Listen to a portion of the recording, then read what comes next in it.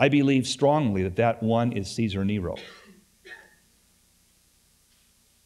Caesar Nero, as you are well aware of, is an interesting man who went crazy after, as you study history, he was talked to by the Apostle Paul in Rome. He was brought to trial before Paul the Apostle was brought to trial before Caesar Nero. Caesar was a very capable, clever leader. And then he snapped. And as you study history, you begin to realize that his going insane comes chronologically at the same time that he was dealing with the Apostle Paul. No doubt Paul preached to him. No doubt Paul gave a strong witness to Caesar Nero. And it's interesting because when you add the letters of Caesar Nero's name in the Hebrew, each, as you know, the Hebrew alphabet, each letter stands for a number. Caesar Nero adds up to 666. I don't think that's coincidence. I do believe the Antichrist was of these first seven, who is not in perdition, abuso, incarceration, but shall come back again. So what are you saying? He's not going to come back and, wear a toga and have a wreath around his head and play a fiddle saying, guess who I am? He's not going to be that way. But he indeed will be, if we understand this properly, he will be of the first group of kings, and yet he follows them. He is of the seventh, but yet he's the eighth. That is, he follows this group of seven. He was and is not, but will yet still be, interestingly enough. The beast that was, verse 11, and is not, he is the eighth, but he is from the seventh. He goes into perdition, the abuso. And the 10 horns which thou sawest are 10 kings, which have received no kingdom as yet. The 10 nations. But they will receive power as kings 1 hour with the beast. The 10 nations are going to receive power from the beast. Daniel chapter 7, for you note takers, verse 7, 10 horns, and then comes from the midst of the 10 horns a what? Does anybody recall? Excellent. A little horn, an 11th, which takes control of the 10. Same allusion here. And these, verse 13, have one mind and shall give their power and strength to the beast. Yes, they will. The 10 nations will say, hey, you little horn, which I believe will be in some form an incarnation or a reincarnation or a reappearance of the spirit, at least, of Caesar Nero. They'll give him authority, and these shall make war with the Lamb, verse 14, the 10 nations. The 10-nation confederation, the revived Roman Empire, they shall make war with the Lamb, and the Lamb shall overcome them. For he is the Lord of lords and King of kings, and they that are with him are called and chosen and faithful. And he saith unto me, the waters which thou sawest, where the whore sitteth, are peoples and multitudes and nations and tongues. In other words, she is ruling over a vast group. She has a global influence, the whore does. And the 10 horns, verse 16, which thou sawest upon the beast, these shall hate the whore, shall make her desolate and naked, shall eat her flesh and burn her with fire. At first, we see now the progression here. At first, what? The woman's riding the beast. Then we're told the beast is actually carrying her. And now we see, once she has been used for the purposes of Antichrist gaining power and authority, using the whore that sits on the 7 mountains, he now destroys her.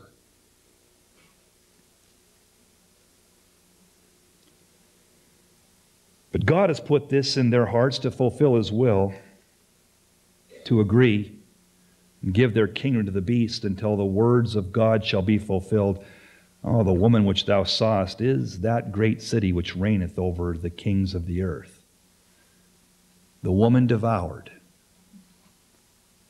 The beast, the 10 horns and the beast turn against her, denude her, destroy her, devour her, despise her.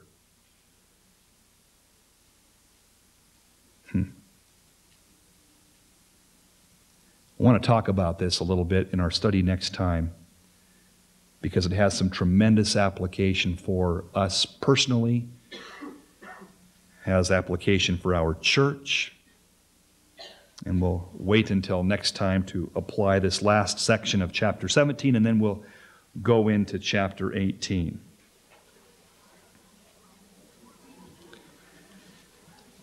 Now, before you leave, let me say once again,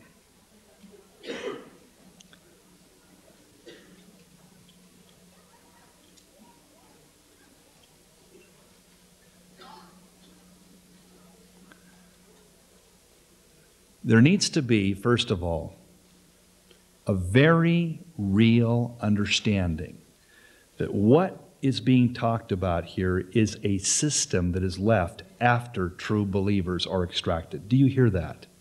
Do you understand that? Very important. Make no doubt about that. It could just as likely be Applegate after the true Christians are extracted. You know, it could just as likely be this fellowship rather than that which dwells in Rome on the 7 hills. Problem is this: once we're taken out, whatever's left behind is available for the beast or the forces of darkness to use. But you're not going to conquer the world with the canoes of Camp Bradley. I mean, you get my drift? I mean, oh yeah, we got it. 7 canoes and 5 life jackets. Let's go, boys. I mean, what are you going to do? I mean, I love Camp Bradley, but it's not going to change the world militarily. It's not going to change the world geopolitically.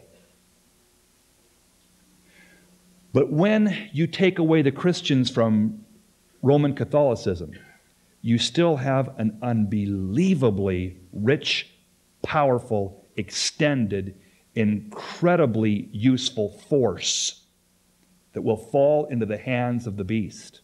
Are you with me? So will Applegate. But again, what are you going to do with an amphitheater and 7 canoes? Mountaintop. We'll shoot BBs with, I mean, okay. So the point I'm making is this.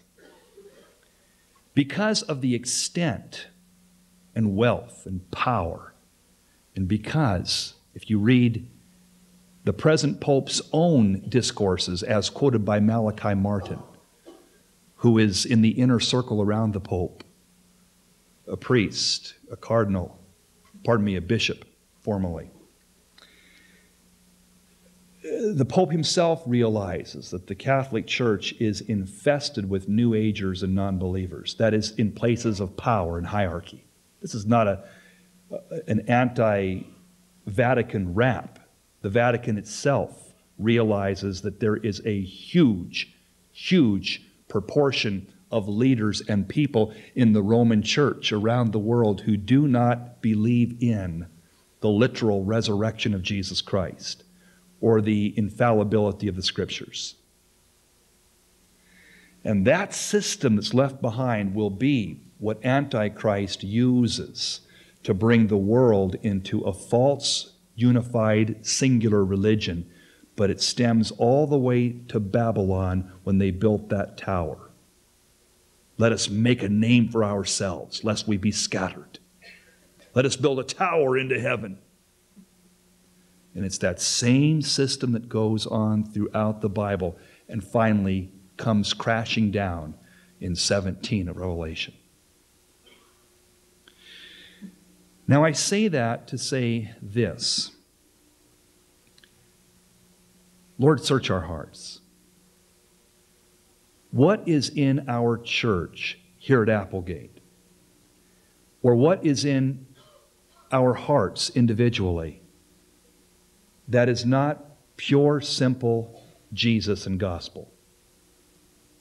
What has been carried over from just accepted traditional cultural religion?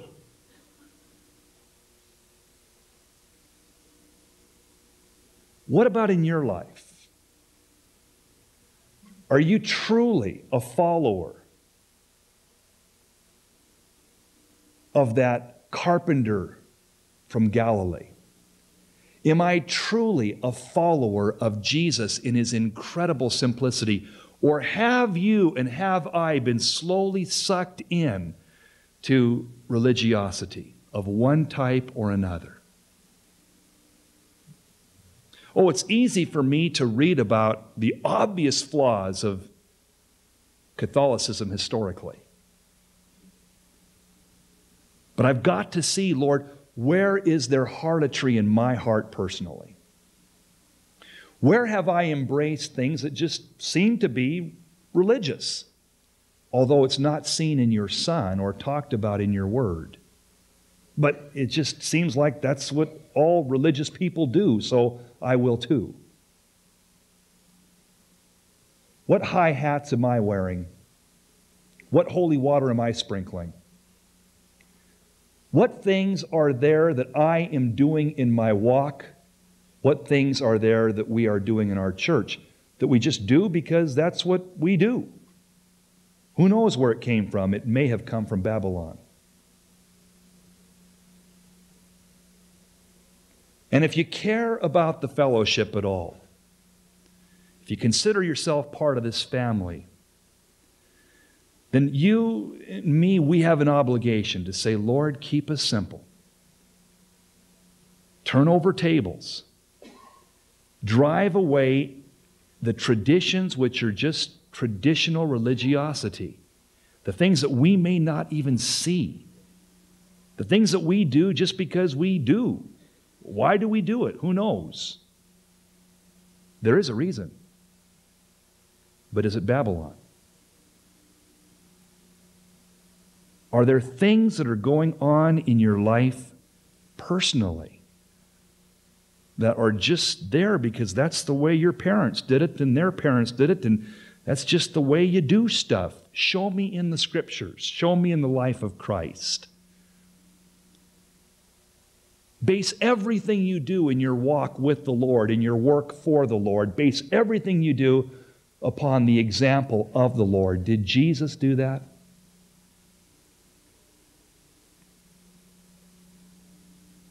Was that part of his thing as we read in the Scriptures? Or is that from some other denominational tradition?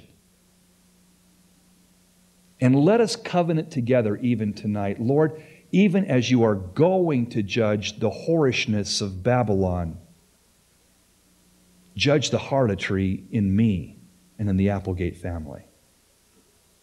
Don't let us, Lord, settle in to some routine that we don't know why we do what we do, but we just do it because we do it. That's the problem.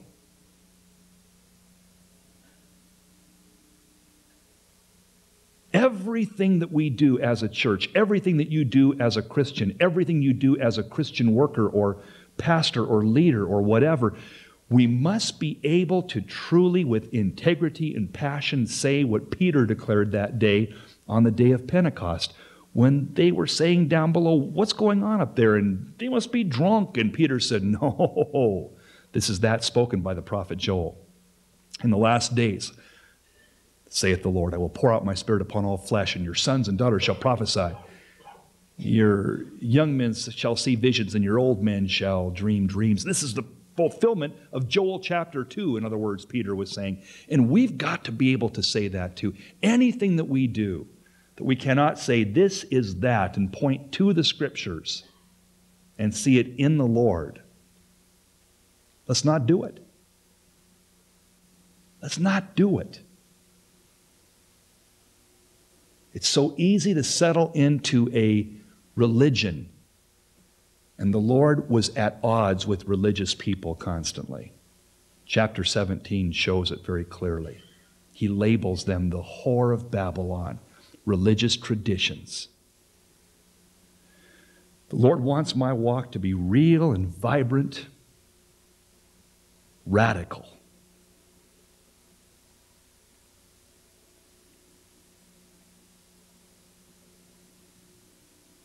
I was talking recently with someone that was asking about morning worship. Where did you get that? From the Word, from the Scriptures. Where there they would offer morning and evening sacrifices of praise and adoration to the Lord. Why do we teach the Scriptures?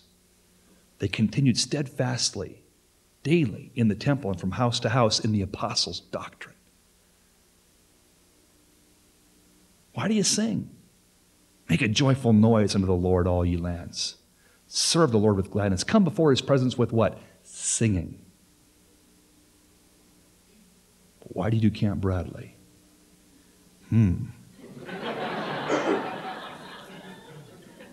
Tell you why. Because the Lord took His people away, and they resorted unto Him by the Sea of Galilee. Now, you have your choice. We can build a camp in Galilee, or we can build it at Camp Bradley. The point I'm making is I really do believe that it's right, because Jesus took people away from their normal environment to be with them, to give teaching to them, to provide refreshment for them. It's a concept that I see very clearly in the Scriptures. And you say, well, I don't. That's fine. Don't go. But I do believe that what we do as a church and what you do as a person must be not based upon, well, this is what they did at First Baptist, or this is what they do at Four Square Church, or this is what Calvary Chapel does, or whatever it might be. Forget it. Such will lead you down the road to the mistake of Rome, basing and building upon traditions which are not found in the Bible, but rather in Mystery Babylon. I'm not calling the Baptist Church, the Four Square Church, or Calvary Chapel Babel. Do you understand that? I'm not at all suggesting that. What I am saying, there's a mental, well, if this group has that, then I guess we should too. Not necessarily.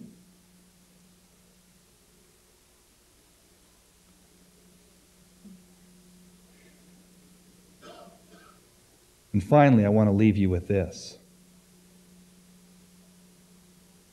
For you young people, you single folks, you married ones, the woman, the whore, thought she was riding that beast,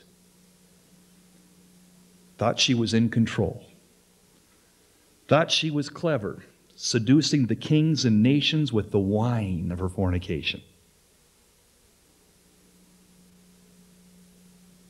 In the driver's seat, fulfilling her passions, her whoredoms, her harlotries.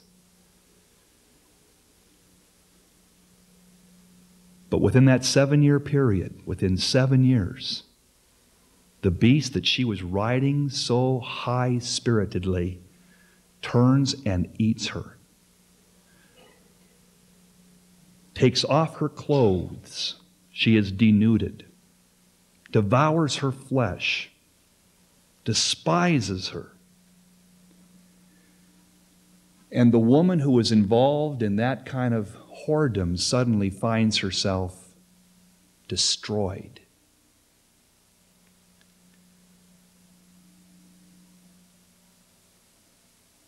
If you have ears